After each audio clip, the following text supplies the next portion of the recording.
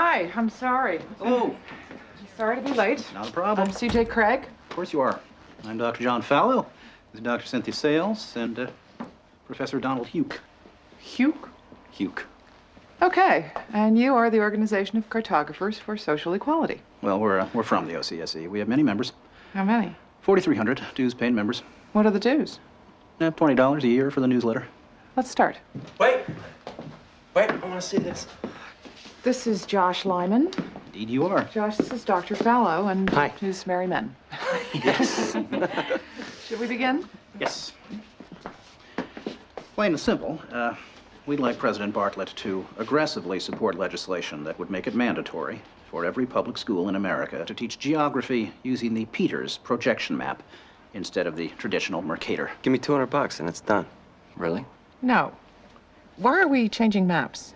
Because, CJ, the Mercator projection has fostered European imperialist attitudes for centuries and created an ethnic bias against the Third World. Really? The German cartographer, Mercator, originally designed this map in 1569 as a navigational tool for European sailors.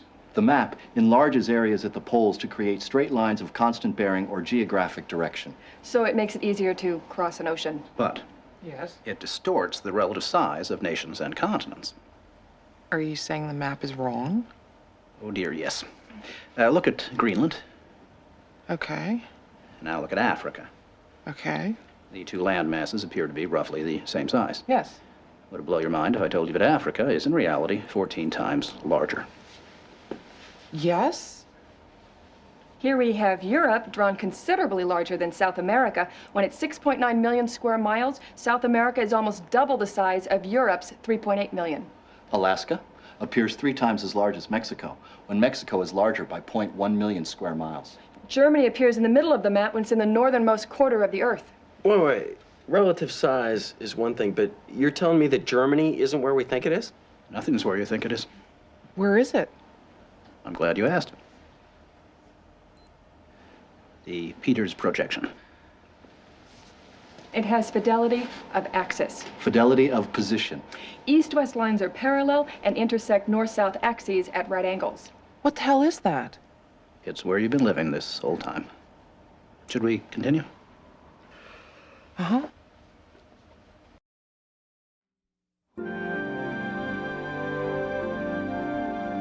So, you're probably wondering what all of this has to do with social equality. No, I'm wondering where France really is. Guys, we want to thank you very much for coming in. Hang on, we're gonna finish this. Okay. What do maps have to do with social equality, you ask? She asked. Salvatore Natoli of the National Council for Social Studies argues, in our society, we unconsciously equate size with importance and even power.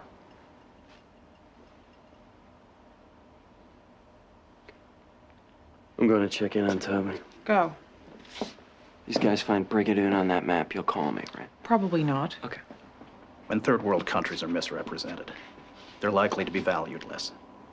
When Mercator maps exaggerate the importance of Western civilization, when the top of the map is given to the Northern Hemisphere and the bottom is given to the Southern, then people will tend to adopt top and bottom attitudes. But wait, where else could you put the Northern Hemisphere but on the top? On the bottom.